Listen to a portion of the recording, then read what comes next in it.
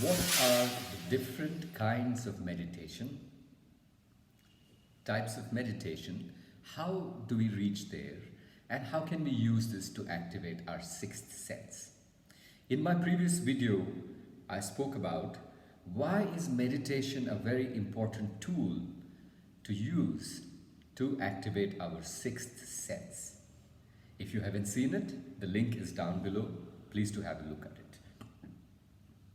In this one, we are going to talk about the three different types of meditation. Okay. At one side, we have what is called as passive meditation.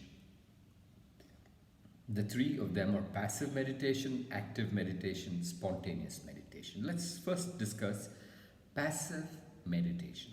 This is the kind of meditation which a majority of us tend to do. Right?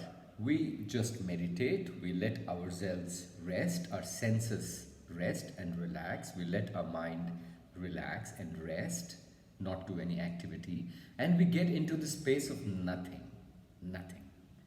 Right? This is like an open playground. We are allowing our spirit to experiencing our spirit, but we are allowing our spirit to just be. Right? It is great. It's a great tool for relaxation. It's a great tool to re-energize ourselves, to balance ourselves, etc. So there is passive meditation, which is you sit in meditation and you allow yourself to be free. There is nothing, there is no agenda, there is no objective for this meditation.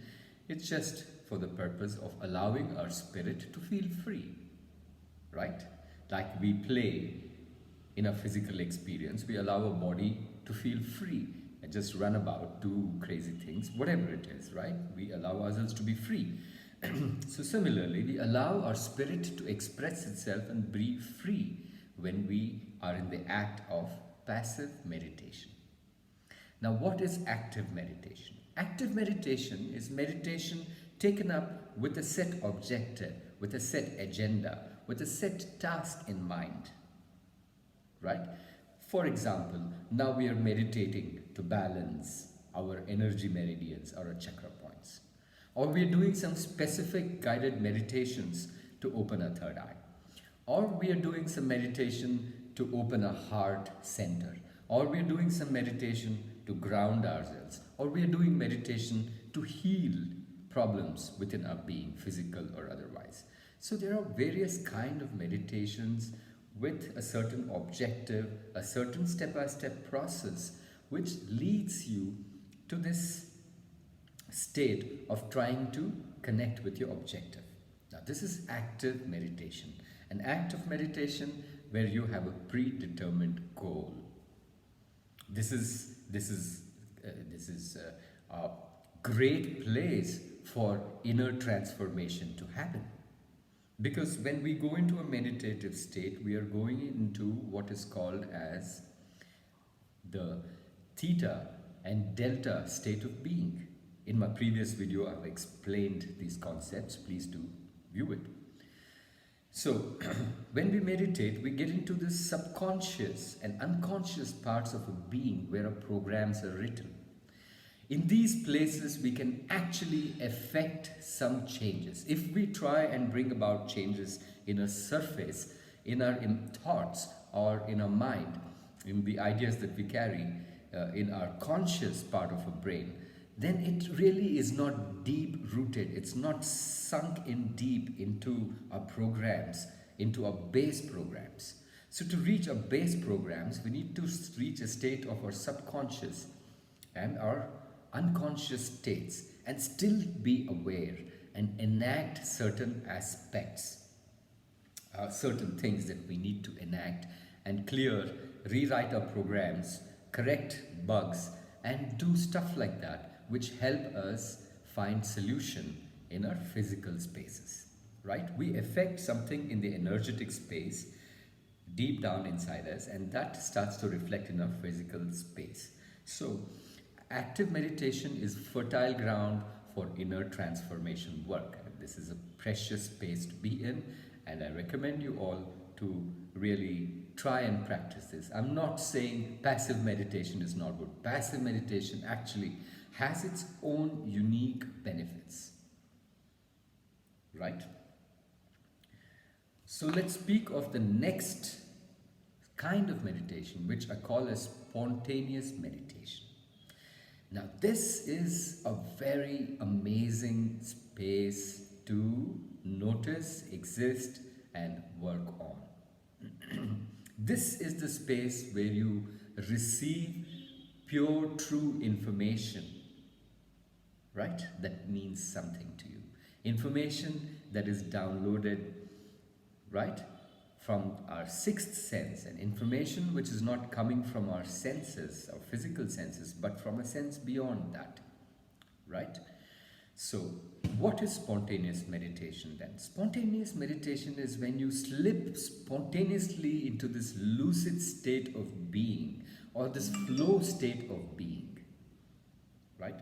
So, let's just say, when do we reach these states, spontaneous meditation states? Spontaneous meditation states you reach when you are sometimes doing something very repetitive task. Let's say you are swimming, right? When you're swimming on and on and on, what happens is when you are in water partially, your hearing is not really functioning. You're not seeing anything specific, right? You might be thinking of something, as you go about doing these repetitive motions leading you to swim.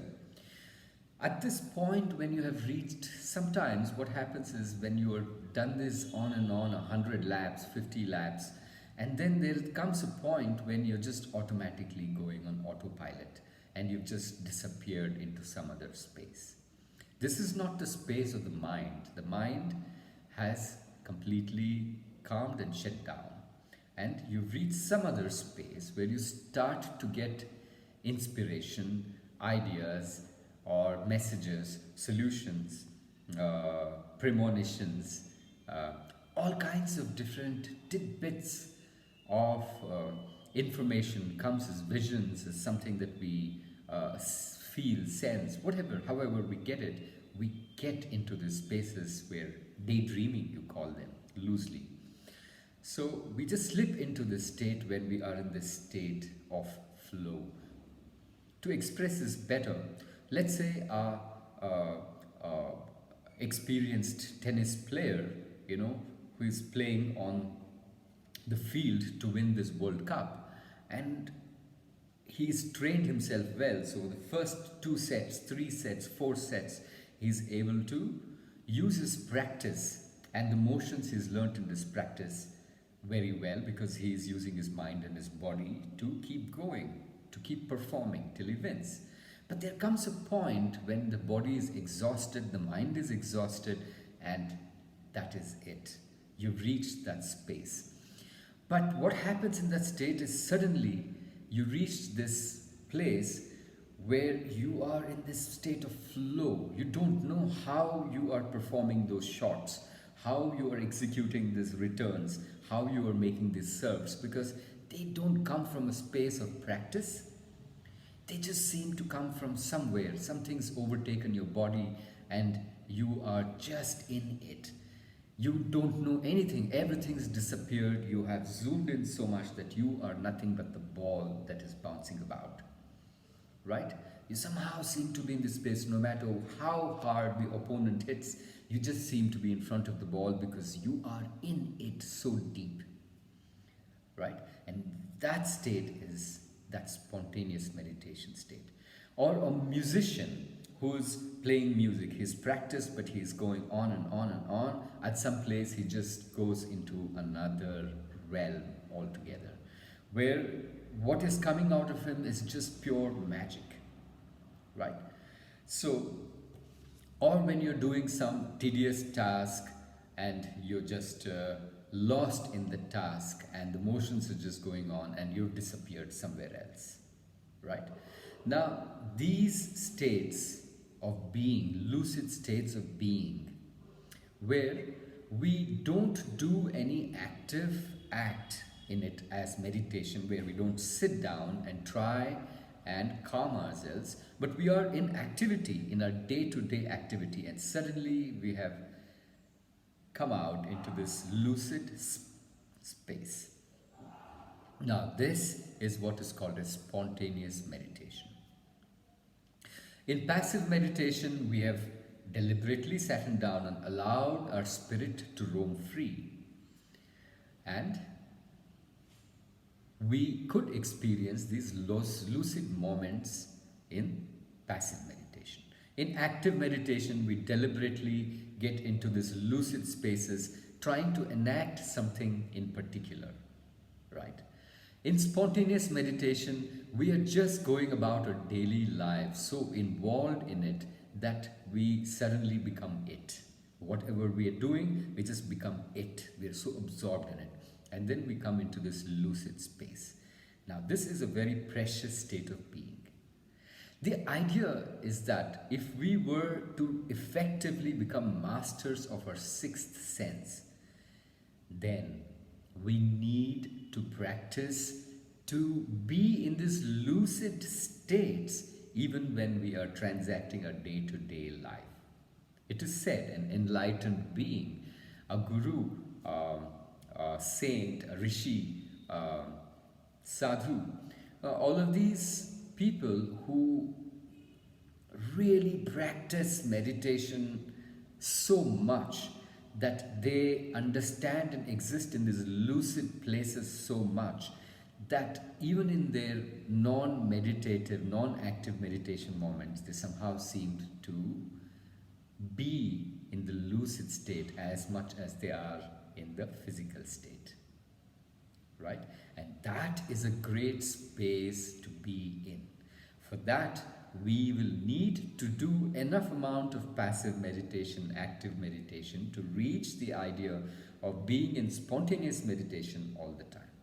For that, to be in spontaneous meditation all the time, we need to make a radical shift in our lifestyles. Not only practice active and passive meditation, but also bring about a massive lifestyle shift. We need to start to allow our spirit to be alive and exist along with our body and mind at all times. This takes a tremendous amount of practice. Not only that, I meant lifestyle changes. Now, in our regular situations, like in our general civilization, it is very hard for one to reach that spontaneous meditation, lucid state phases, because most usually we are occupied in our day-to-day activities in many things that really don't get us into the state of flow. This is not something we intrinsically enjoy. Each cell in our body should be crying out to be in that space. It should be a deep rooted desire to be actively involved in whatever you're doing. For example, if you're playing a sport, if you're painting, if you're doing music, or doing something creative and you're totally lost in it, right? So what I mean by lifestyle choices is that if we are engaged in the pursuit of making money, making a career because of all the ideas we have in our ego, in our mind, right? To make money, to do this, to do that, to build something, to get more assets, to buy more things, consume more things. Now, we are subjecting our entire energy, a spirit, a body, a mind into activities that we are not into. We're doing it for something. That movement that you make going towards something that you don't want to go to just gets all our cells, our spirit inside to shrink, right? And when it's shrunk, and when it's in that non-happy state, it's impossible for you to go into a state of flow. You need to be actively engaged in something that you really enjoy doing. So that is what I mean by a lifestyle shift. Our choices every day, every moment, choices have to become aligned with who we are first.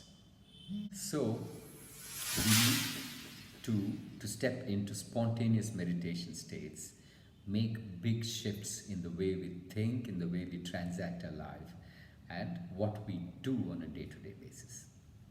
So this is roughly putting out to you different kinds of meditation: active, passive, spontaneous. We are going to discuss more about different kinds of meditations and different tools that are necessary for us to activate the sixth sense in my future videos that are coming up, which will include talks on sacred geometry, which will include talks on breath work, on using frequency and chants, of using vipassana, and many other methods that one can adopt to activate the sixth sense. If you'd like to see more of my videos, please do subscribe and also click the bell icon so you can be informed of my next forthcoming videos. There's also this online program I have started. It's a very comprehensive, amazing, on-demand program which can be accessed anywhere, anytime. It's available online. The link is also given below. Do click on it and make a visit if you're interested. This is it from me in this video, and I'm going to see you in my next one. Till then, have a great time.